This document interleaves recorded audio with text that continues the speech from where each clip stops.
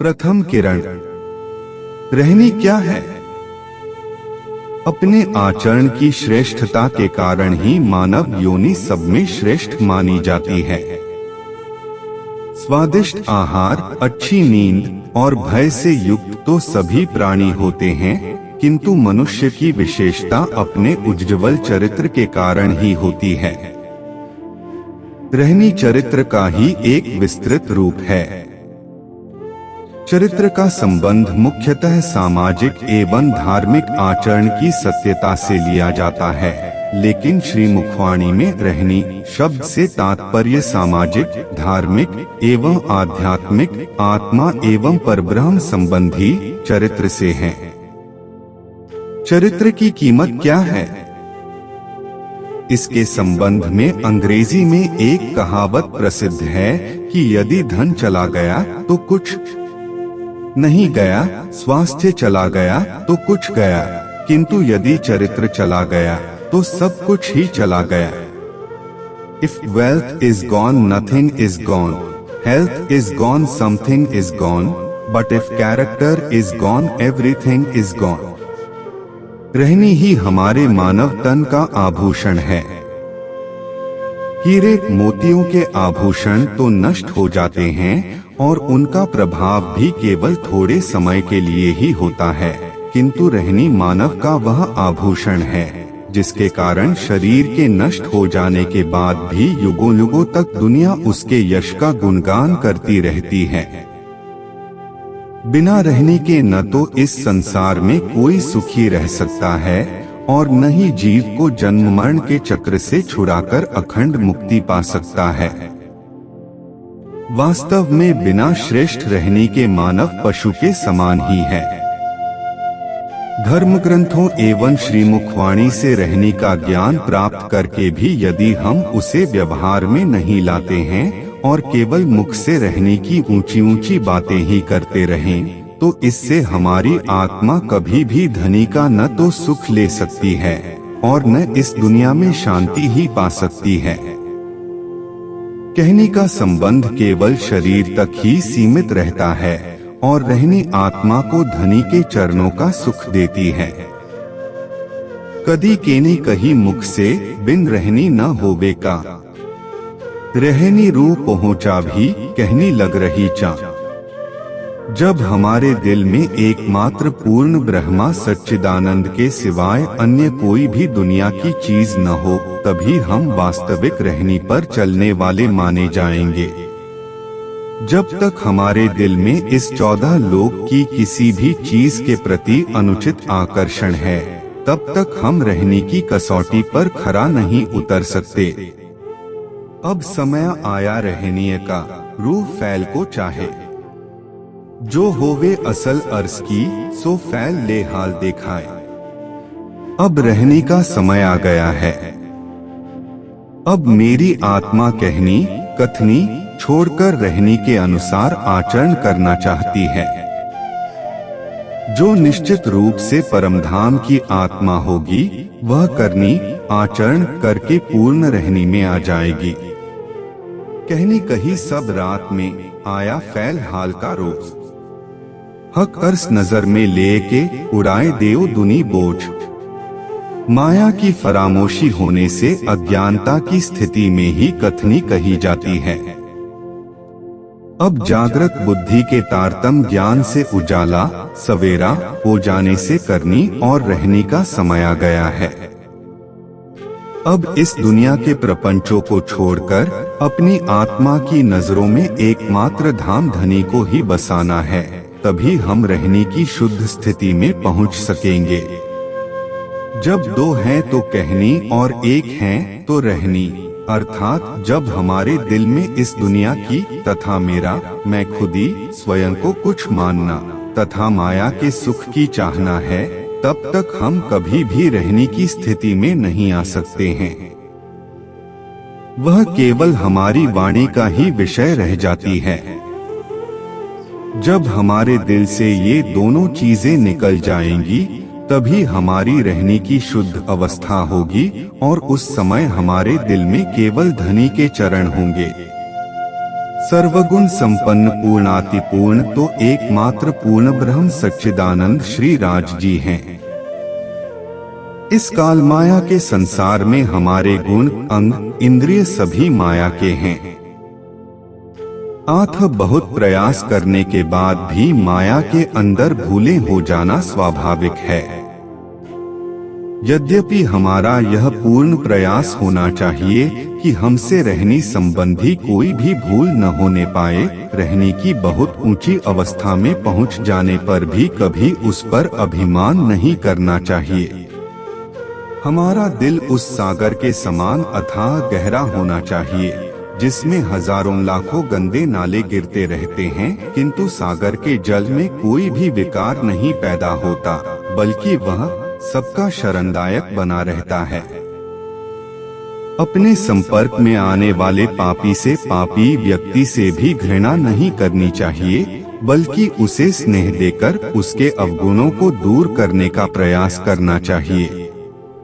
इस संबंध में महापुरुषों का कहना है कि पाप से घृणा करो, पापी से नहीं। जो आज पाप कर रहा है, संभव है कि वही व्यक्ति अपने बुरे कर्मों को छोड़कर महान बन जाए। सूर्य उगता है तो अंधेरा स्वतः भाग जाता है। जब हमारी रहनी स्वयं में एक आदर्श बन जाएगी तो संसार बिना उपदेश दिए ही ग्रहण करने के लिए तैयार रहेगा। हरिश्चंद्र जैसे सत्यवादी का मन में विचार आते ही हमारे अंदर भी वैसा ही सत्यवादी बनने की प्रेरणा अवश्य पैदा होती है, भले ही हमारी मानसिक कमजोरियां वैसा न बनने दें। हमारे मन में ही यह सपने का संसार खड़ा है। यदि हम अपने मन को जीत लें तो सारा संसार हमारे वश में रहेगा।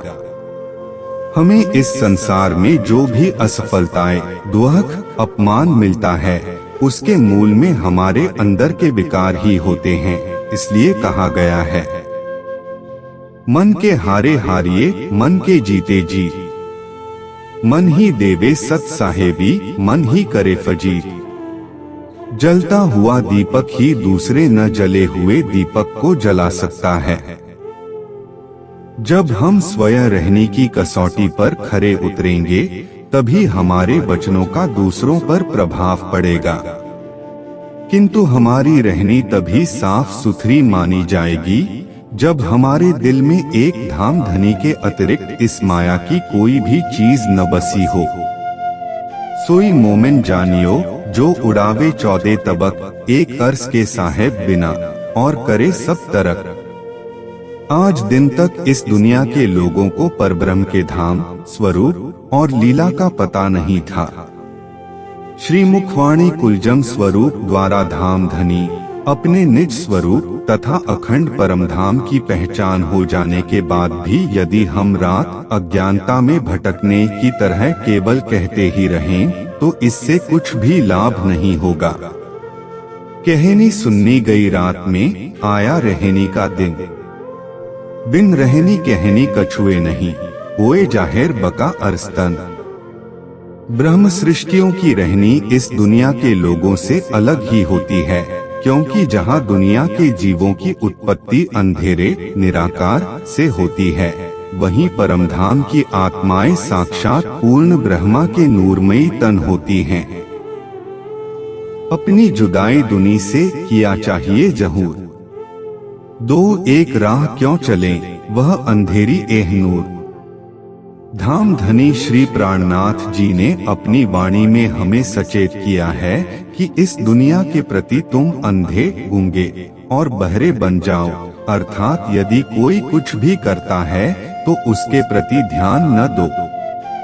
यदि कोई तुम्हारी प्रशंसा या बुराई भी करता है तो तुम एक भी शब्द न बोलो और न किसी की बुराई या अपनी प्रशंसा सुनकर खुश हो, बल्कि अपने हृदय में मूल स्वरूप श्री राजश्यामा जी तथा 25 पक्षों को बसाकर धनी के प्रेम में कुर्बान हो जाओ।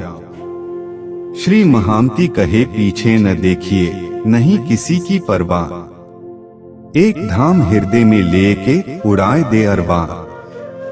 यह शरीर, धन दौलत सब कुछ काल के अधीन है, किंतु शुभ कर्म और ऊंची रहने का फल पल पल हमारे साथ रहता है।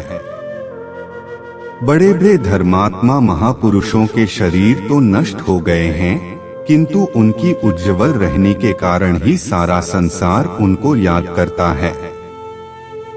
संसार के झूठे सुखों के भोग में लिप्त होने से न तो कोई आज तक महान बना है, न कोई बन सकेगा, बल्कि स्वेच्छा से इनका त्याग करने वाला ही महान बनता है।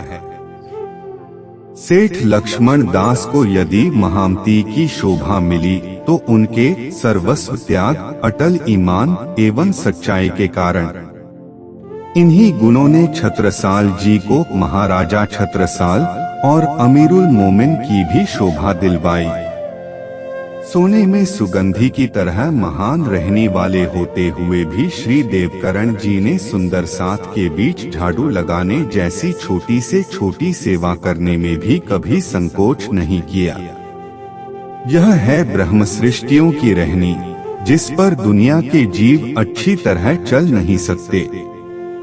मानव तन धारण करने के बाद भी जिनके पास विद्या, तप, दान, ज्ञान, शील, गुण और धर्म नहीं है, वे इस पृथ्वी पर पूंछ और सींग से रहित हिरण के समान विचरण करते हैं।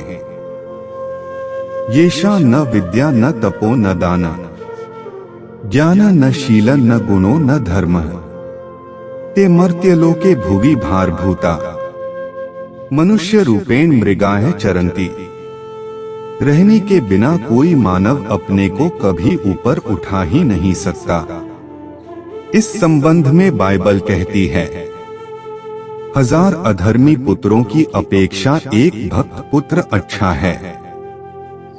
अधर्मी पुत्रों की अपेक्षा निस्संतान मरना अच्छा है।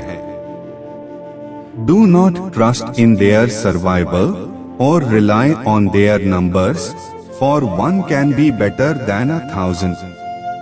To die childless is better than to have ungodly children.